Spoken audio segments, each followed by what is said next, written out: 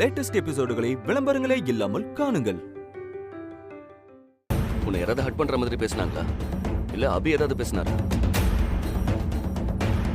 மனசா என்னாச்சு சொல்லு. மனசா மனசா மனசா என்னாச்சு? வாட்சில ஏதாவது பிரச்சனையா? சொல்லு மனசா. மனசா கேக்குறோம்ல சொல்லு. கார்த்திக் கூட நீங்க போனீங்கல்ல, அங்க ஏதாவது பிரச்சனை நடந்துச்சா? மனசா நீங்க சொல்றீங்களா இல்ல நான் சொல்லட்டுமா? உங்களோட தான் கேக்குறோம் சொல்லுங்க கார்த்திக். அப்ப அங்க ஏதோ நடந்திருக்கு. அப்படிலாம் ஒண்ணும் இல்லன்னா. என்ன அப்படிலாம் ஒண்ணும் இல்ல, உட்காந்து அழுதுட்டு இருக்க. நீ சொல்லுவா நான் சொல்லுவேன் அவர் சொல்றாரு. பிரச்சனை என்னன்னு சொல்லு. நாங்க ரெண்டு பேரும் அண்ணனுக்கு தானே. உனக்கு ஒரு பிரச்சனைனா முதல்ல ஆளா நாங்க தான் வந்து நிப்போம். இப்ப எதுக்கு எங்க கிட்ட மறைக்கிற? சொல்லு என்னாச்சு? நான் மறைக்கலனா. நீ எதுவும் பேச வேண்டாம். கார்த்திக் நீங்க சொல்லுங்க. இல்ல சார், அபி சார் கிட்ட பேசுறப்பவே மானசா மேடம் அழ ஆரம்பிச்சிட்டாங்க. எதுக்கு? கல்யாணம் முடிஞ்சதுமே யுஎஸ் போறத பத்தி அவர் பேசினாரா? இவ்வளவு சீக்கிரம் உங்களை விட்டு பிரிஞ்சு போகணும்ல, அதான் உங்களால தாங்கிக்க முடியல. அத சொன்னா நீங்களும் ஃபீல் பண்ணுவீங்கன்னு தான் கண்ட்ரோல்டா.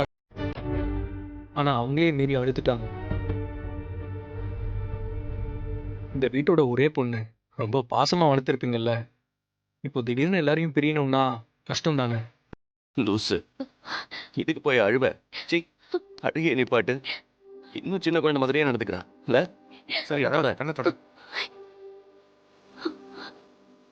மனசா, எங்களை விட்டு நீ எவ்வளவு தூரம் போனாலும் எப்பவும் நாங்களும் நினைச்சிட்டு தான் இருக்கோம்.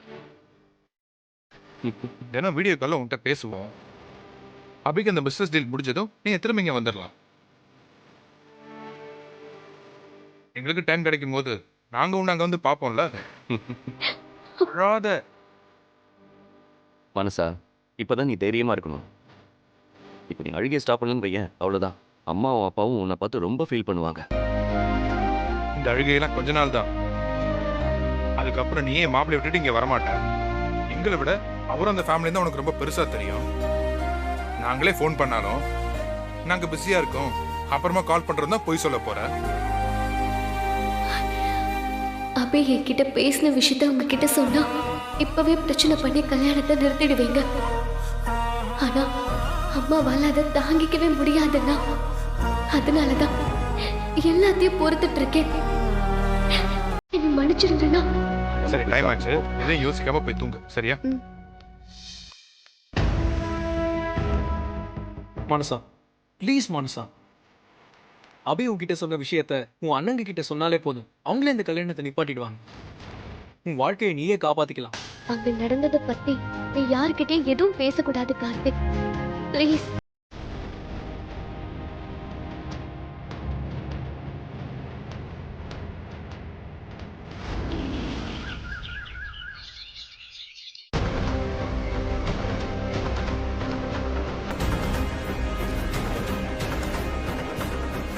என்னடா இது?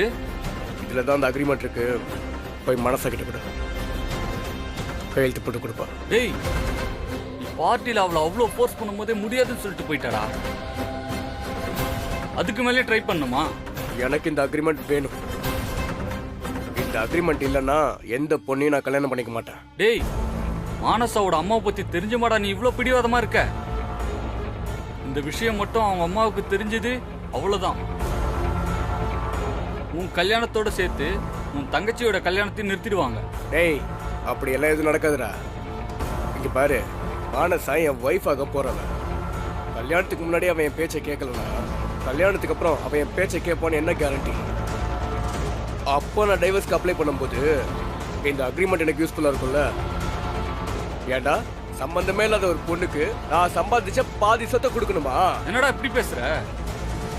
அப்போ கூட நீ வாழ போறது இல்லையா? ஹே, இங்க பார், நான் அப்படிலாம் ஒன்றும் சொல்லல. ஜஸ்ட் இன் கேஸ் அவன் எனக்கு செட் ஆகலனா நான் டைவர்ஸ் அப்ளை பண்ணா இது எனக்கு யூஸ்ஃபுல்லா இருக்கும் தான் நான் சொல்றேன். அவ்வளவுதான். அவன் கூட அண்டர்ஸ்டாண்டிங்கோட இருந்து சுமூகமா வாழ்ந்தானா எந்த பிரச்சனையும் இல்லையே. பண விஷயத்துலயும் சொத்து விஷயத்துலயும் நான் எவ்வளவு கால்குலேட்டிவா இருப்பேன்னு உனக்கு நல்லாவே தெரியும்ல. தெரியும்டா. அதுக்காக எப்படியா இந்த அளவுக்கு கால்குலேட்டிவான ஒருத்தனை நான் பார்த்ததே இல்லடா. அதான் இப்ப பாக்குறேன்ல. ஓ, போய் கொடுத்து சைன் வாங்கிட்டு வா.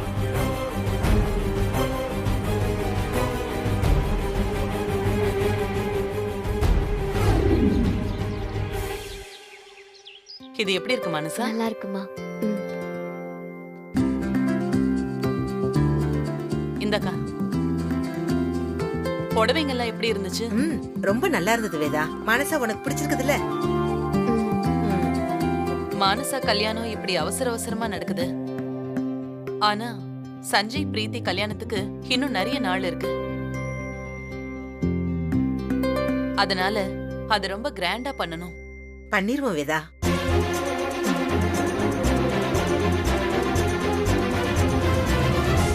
சார். வேதா, காஃபி வேணுமா? வேண்டாம். வாங்க, நீங்க அபியோட ஃப்ரெண்டு தானே? ஆமா சார்.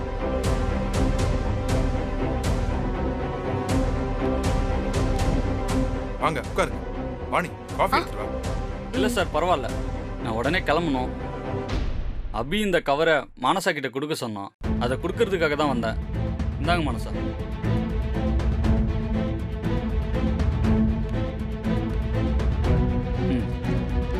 அப்ப நான் வரேன் சார். நாளைக்கு காலையில கல்யாணத்தை வச்சுக்கிட்டு அதுக்கிடையில மாப்பிள்ள அப்படியே கொடுத்து விட்டுருப்பாரு. கொடு. டேய், இது அவங்களோட பர்சனல். அது எதுக்கு நீங்க பார்க்கணும்? மானசா, நீ எடுத்துட்டு உள்ள போமா.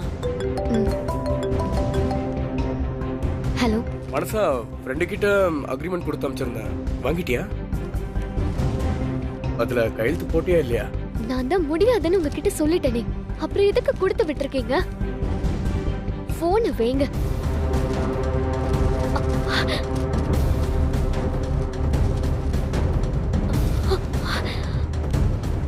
மனசா, நீங்க கிட்ட இருந்து மறைச்சாலும் அதுவே எங்களை தேடி வருது பாத்தியா? அப்படி அதுல என்ன எழுதிருக்குன்னு பார்க்கலாம்.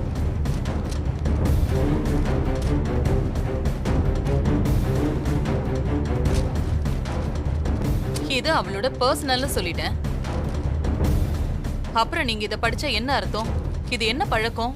அது லெட்டர் மாதிரி எதுவும் தெரியல, ஏதோ அக்ரிமெண்ட் மாதிரி தெரியுது.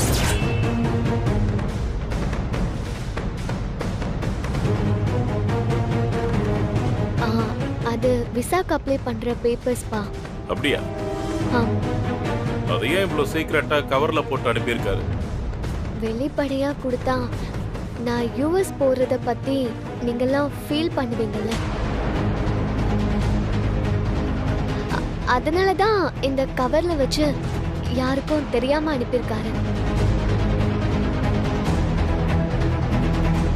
இப்பதான் ஃபோன் பண்ணி இந்த விஷயம் வீட்டுக்கு தெரிய வேண்டாம், தெரிஞ்சா ஃபீல் பண்ணுவாங்கன்னு சொன்னாரு. பரவாயில்லையே, கல்யாணத்துக்கு முன்னாடியே அபிக்கு நம்ம ஃபேமிலி மேல இவ்வளவு அக்கறை இருக்குன்னா அவர் கண்டிப்பா உன்னை நல்லா வச்சு பார்த்துப்பார் மனசா. நான் பார்த்த மாப்பிளடா அப்படிதான் இருப்பாரு. பிரீத்தியும் அப்படிப்பட்ட கேரக்டர் தான்.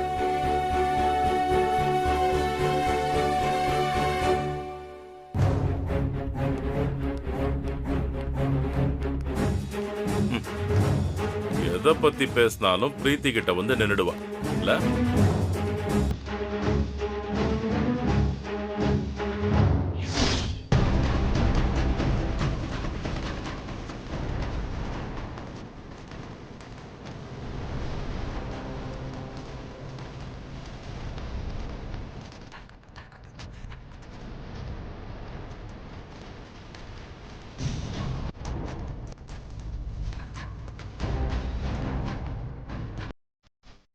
மனசா,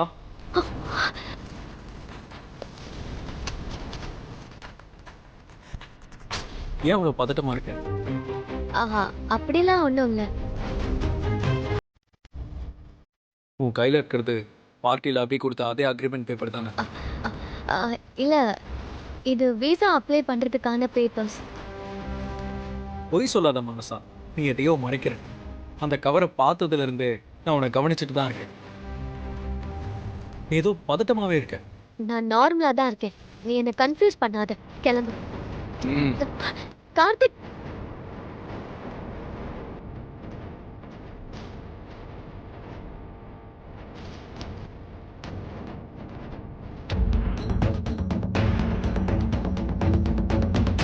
இதான் விசா பேப்பரா?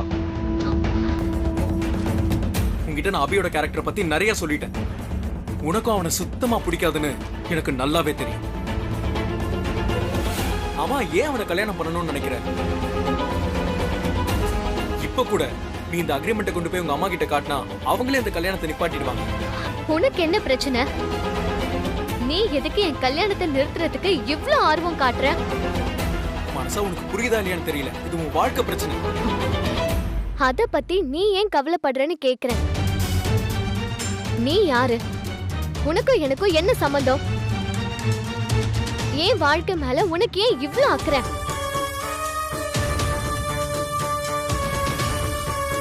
ஆமா இல்ல, உன் வாழ்க்கை மேல எனக்கே இவ்வளவு அக்கறை.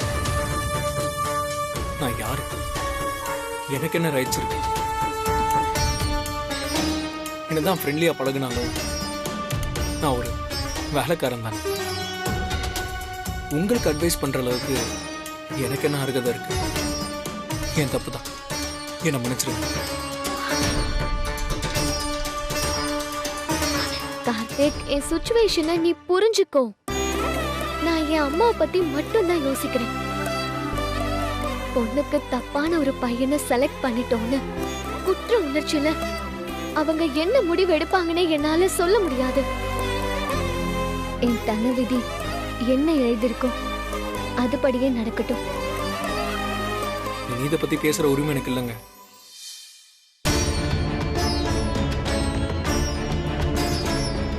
என்ன நீங்க கன்வின்ஸ் பண்ண வேண்டாம். இனிமே நான் இதை பத்தி பேச மாட்டேன். மானசா,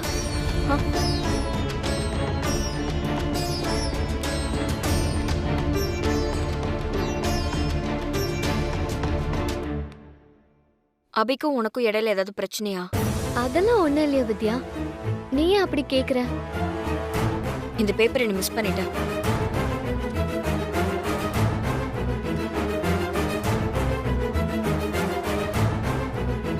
இந்த பேப்பரை பார்த்ததுல இருந்தே நீ ஒரு மாதிரியா இருக்க. நிஜமாவே இது ஃபாரின் போறதுக்கான பேப்பர் தானா? ஆமா வித்யா, அதுல என்ன உனக்கு டவுட்? கார்த்திக், நீ சொல்லு, மானசா சொல்றது உண்மையா?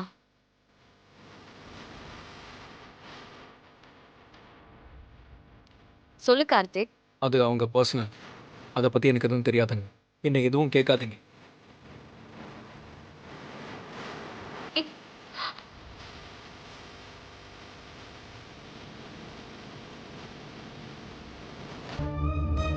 இவையே இந்த மாதிரி பேசிட்டு போறான்.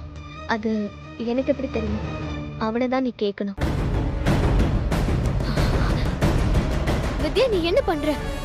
என் மேல சத்தியம் பண்ணி சொல்லு, உனக்கு இந்த கல்யாணத்துல விருப்பம் இருக்கா இல்லையா? என்ன வித்யா நீ? இப்போ நீ பதில் சொல்லியே ஆகணும், இல்லனா நீ என் ஃப்ரெண்டே இல்ல.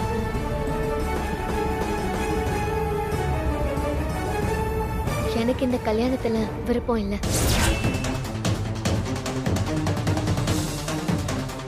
அபி உனக்கு பிடிக்கலையா? அவரு எனக்கு பிரச்சனை இல்ல. கல்யாணம் ஆகி நான் இந்த நாட்டை விட்டே போறேன்.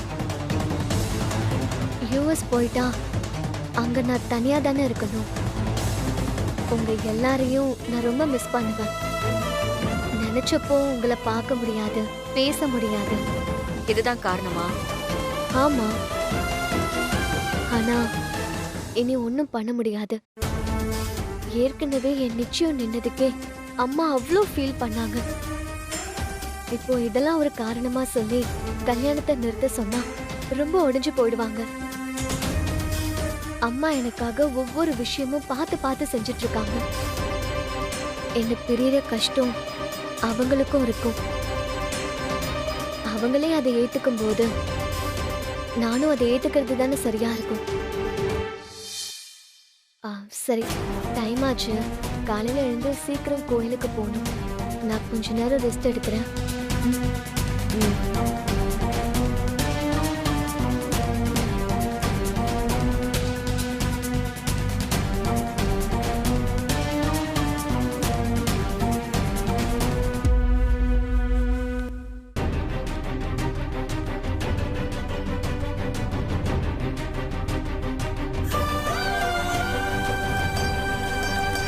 மானசா போய் சொல்றா. ஏதோ ஒரு விஷயத்த என்கிட்ட இருந்து மறைக்கிறா. அது என்ன ஏதுன்னு கண்டுபிடிக்கணும்.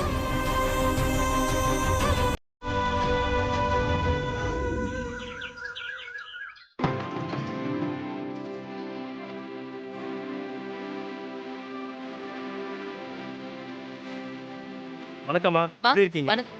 நல்லா இருக்கு. சரிம்மா, நல்லது. போய் உட்கார். விஜய், அம்மா. சொல்லுங்கம்மா. மாப்பிள்ளை வீட்ல இருந்து வராங்களான்னு போய் பாரு. சரிம்மா.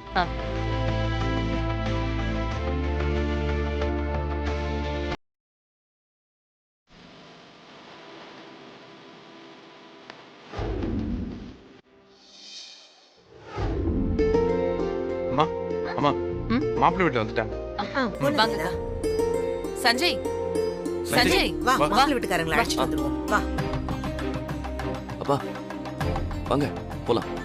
வாங்கப்பா, வாங்கப்பா, வாங்க பா, வாங்க.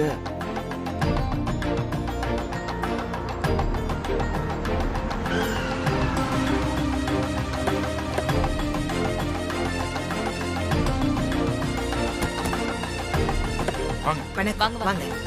வணக்கம் வேதா. வணக்கம். வாங்க வாங்க. வாங்க. வாங்க. வாப்பா. வாங்க. வாங்க. வாங்க.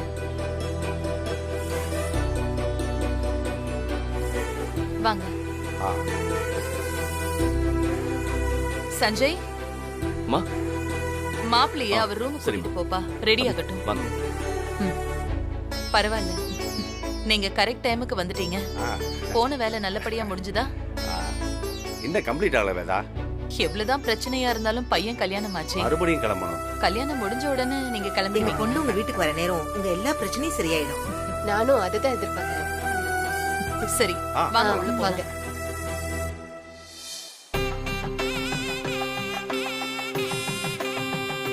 வாங்க வாங்க, சம்பந்தி. வாங்க.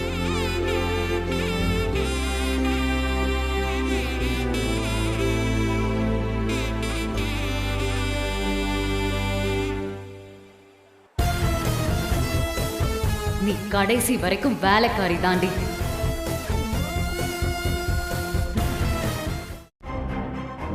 அபி, இதான் உங்க ரூம். நீங்க ரெடி ஆகுங்க, நான் வரேன். சஞ்சய் ஒரு நிமிஷம். சொல்லுங்க. தப்பா எடுத்துக்காதீங்க. மனசு ரூம் எங்க? நேரா போய் ரைட் சைடு திரும்பணும். சரி, ஓகே. சரி. என்னடா அந்த ஒண்ணு மானசா ரூம் கேக்குற? என்ன அவ்வளோ லவ்வா? அவகிட்ட இன்னும் அந்த அக்ரிமெண்ட்ல கையெழுத்து வாங்கலடா. டேய், இன்னும் அதை விடலையா? இன்னும் கொஞ்ச நேரத்துல உனக்கு கல்யாணம்டா. அக்ரிமெண்ட்ல கையெழுத்து வாங்காம நான் அவ கழுத்துல தாலி கட்ட மாட்டேன்.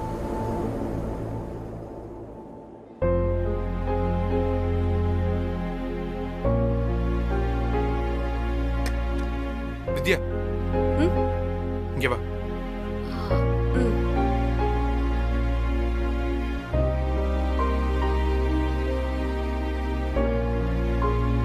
இந்த கல்யாணம் முடிஞ்ச உடனே அம்மா அடுத்து பிரீத்தி சஞ்சய் கல்யாணத்தை பத்தி பேச ஆரம்பிச்சிருவாங்க. அதுக்குள்ள நீ எப்படியாவது அம்மா மனசுல இடம் பிடிச்சிரு. ஏற்கனவே நடந்த பிரச்சனையில அம்மா உன்னை விட்டு விலக ஆரம்பிச்சிட்டாங்க. எங்க வீட்டு பொண்ணா பார்த்த உன்னை இப்போ ஒரு வேலைக்கார பொண்ணா பார்க்க ஆரம்பிச்சிட்டாங்க. அதெல்லாம் நீதான் மாத்தணும்.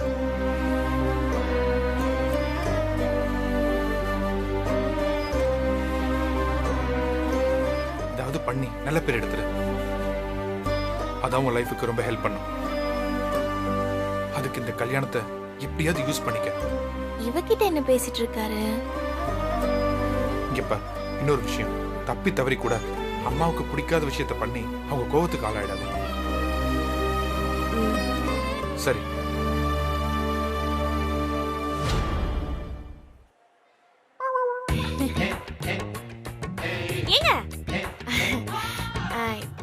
என்னங்க அவகிட்ட ஏதோ பேசிட்டு இருந்தீங்க? ஒண்ணும் இல்ல. இந்த கல்யாணத்துல ஏதாவது கலாட்டா பண்ணா அம்மா கிட்ட திட்டு வாங்கலாம்னு சொன்னேன். அவளும் சரின்னு சொன்னான். நீயும் அவ கூட சேர்ந்துக்கிறியா?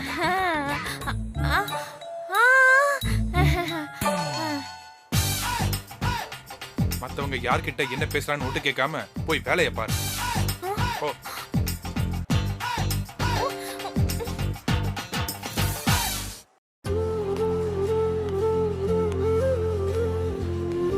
வித்யா எங்க போன நீ?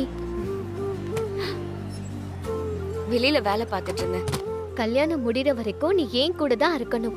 நீ எங்கேயும் போக கூடாது வித்யா. அதை விட எனக்கு வேற என்ன வேலை? மனசா எக்ஸ்கியூஸ் மீ. மாப்பிள்ள வந்திருக்காரு. வாங்க. வாங்க. மனசா உன்கிட்ட நான் கொஞ்சம் பர்சனலா பேசணும். ஒரு 5 மினிட்ஸ். சரி பரவாயில்ல, நான் வெளியே இருக்கேன்.